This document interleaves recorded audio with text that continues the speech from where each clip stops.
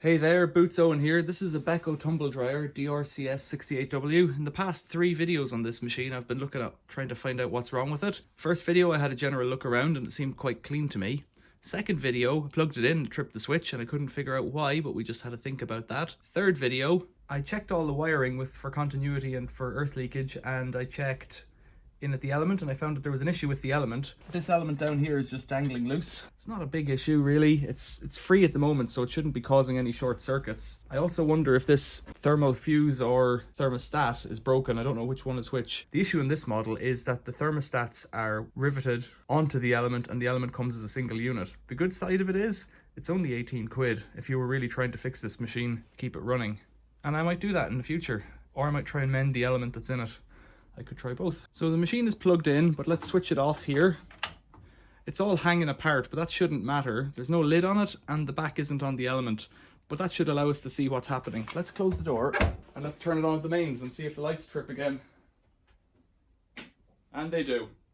Let's get the power back on. So clearly it tripped the residual current device again. I've plugged it out.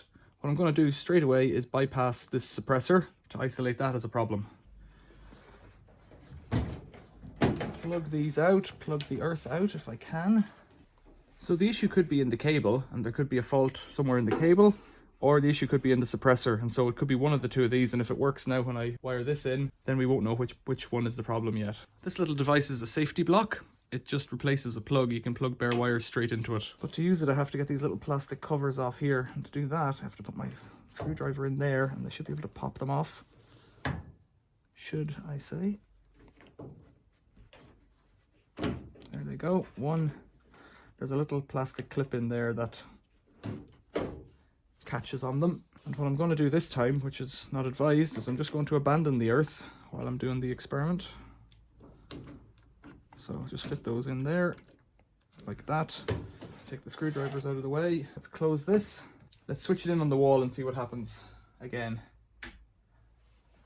The lights are on. Could be a suppressor. So with the safety block going straight to the wires coming in, 3 things: no earth, no suppressor, and a replacement cable. We haven't struck an issue yet. Let's try turning it on. The light comes on. Let's change it to cotton extra dry. It says drying, which is not correct. Press start and it's off.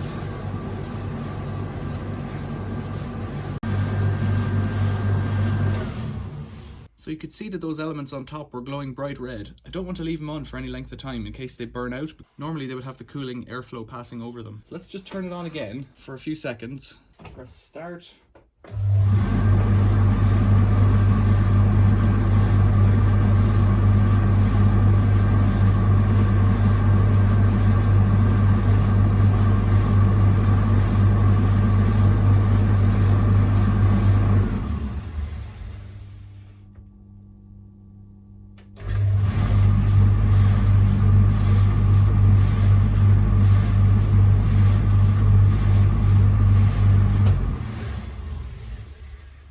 So I've turned it off there, but you began to see the tumble reverse action. When it's tumbling one direction, the element comes on and the air must be blowing over the laundry. When it tumbles the other way to agitate the clothing, the airflow isn't blowing the other way properly because the fan, I think, is probably optimized to run in one direction. So the element's cut off. So we can see that feature working. What I can try next is to hotwire the bottom element to see if it'll work as well. Might let it cool down for a second first though. So to bridge this gap, all I'm going to do is put in a little bit of copper wire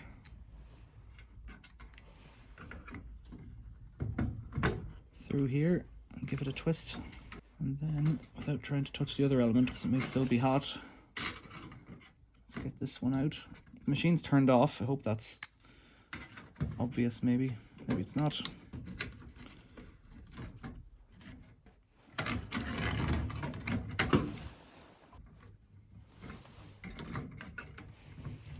I just want to nip this up so that it's tight. They cool down quite fast actually, those elements. We don't want the element touching itself, and we don't want it touching any of the bare metal. That seems okay for an experiment. I've got the machine tipped forward. I'll turn it on. I'll go around and press the start button and it should come on straight away.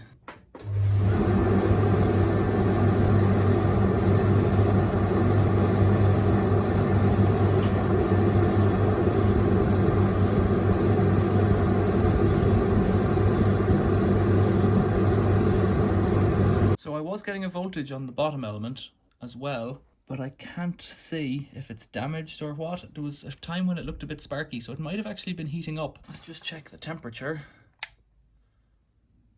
The bottom's 130, 41, 163, 182.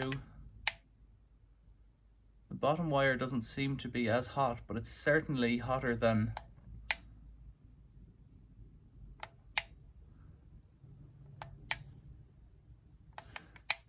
very hard to say. I was going to say it's hotter than the metal around it, but I don't know that it is. So the element might just be broken somewhere else and I can't see it yet. Let's try what I was talking about in the previous videos. Let's check for continuity using resistance to see if my repair has worked. Yeah, we're getting continuity there. We're getting a resistance of 97 ohms, and on the other element, we're getting a resistance of 42 ohms. So let's just check the resistance across my repair. We're getting very little resistance because it's copper, whereas on the high resistance wire, 49 and 48. So that element seems to be in order. It might just be that at this phase in the tumble it doesn't come on, or maybe it was on and I just can't tell. I have a spare RFI, radio frequency interference filter, or EMI, electromagnetic interference, is it? I think. Let's put that in. This isn't the correct one for this machine, but that shouldn't really matter. Let's put that in with the original cable. Live. Goes on that side, it's indicated on the suppressor. This one's out of a tumble dryer, so it's probably good enough. Live out, neutral out. The machine is earthed to the body of the chassis. Let's earth this to here. It's not a proper earthing job yet, but well, it is what it is. Let's plug it in and see what happens.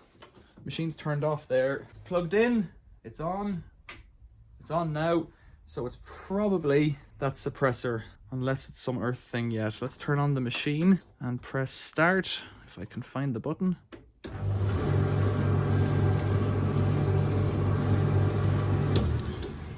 Probably the suppressor in that case. So we have a suppressor issue and a dud element.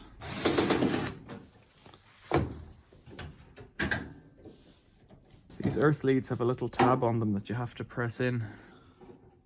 You could use your finger or a screwdriver and they pop off. 0.15 microfarad. This is 0.1 microfarad. I'm not sure if it makes any difference. You could run the machine without it. Let's put this earth on here. And let's screw it on. I've just screwed it on. The mounting hole arrangement is different, but it's screwed on and it's firm. So as far as I'm concerned, that's good enough. Let's plug it in and turn it on one more time in case it was a problem with the cable and an earth thing and not just the suppressor. So far so good. It's plugged in and live. Let's turn it on here. Let's press start. Ooh. Which one's start? There we go.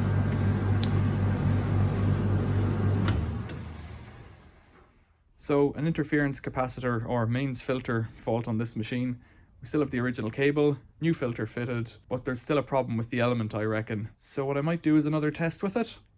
What would you like to see me do with it? Tell me in the comments. I've had a few suggestions already, one which I particularly like, which is turning it into a flame spin.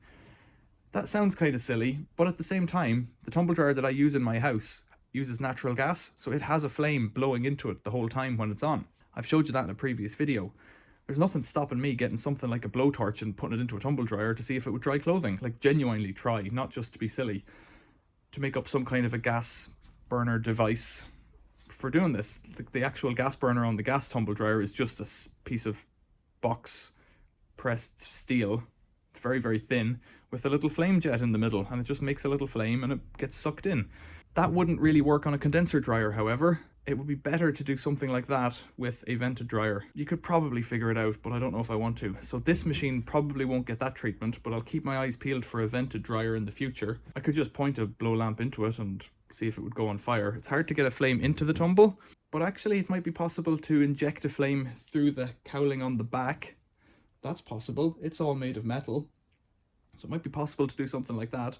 Let me know what you think in the comments. The other option is, of course, just to buy a new element and fit it, then I would end up with a working machine, which I can probably save for parts. I really don't like the idea of selling tumble dryers. If anything was ever to go wrong, you'd have to live with yourself, and so not selling them, from my point of view, and I know loads of people do sell them and absolutely go for it, but from my point of view, I don't really want to sell them. I might give them to a friend who understands what's going on, that it's a used machine and that, but equally there's appliance shops all over the world that sell used appliances, and they've been checked and pat tested and whatnot. Graded is what they call it sometimes. So you tell me what you think. Tell me in the comments below. If you like this video, give us one of those. That would be really useful. And if you want more videos like this, please subscribe to the channel. I know everybody on YouTube says that, but if you haven't subscribed, or if you don't normally give me a comment, let me know you're here if you're a subscriber, because there's loads of subscribers, which is really cool, and there's loads of people watching my videos, which is also excellent, but very few comments relative to number of people. Less than 1% of people comment, which maybe is just the way of the world, and I tend to comment on videos that I have something to say and hold my voice when I don't. But you tell me, even if you're just giving me a thumbs up in a comment, that would be really cool too. Thanks for watching. See you later. Just taking a look at this filter here, the old one that came out of the machine. There doesn't seem to be anything visually wrong with it or visibly wrong with it, but it does have this fluff on it, and the fluff is quite sticky compared to any of the other fluff, so I wonder if it's had an electrolyte leak or something. I don't know. There's like a coil of tape, 2 aluminium tapes or something as the capacitor inside here. That might have leaked, and that might be the problem. Hard to say, and I don't know. Anyways, I'm pretty sure this is what's wrong with it.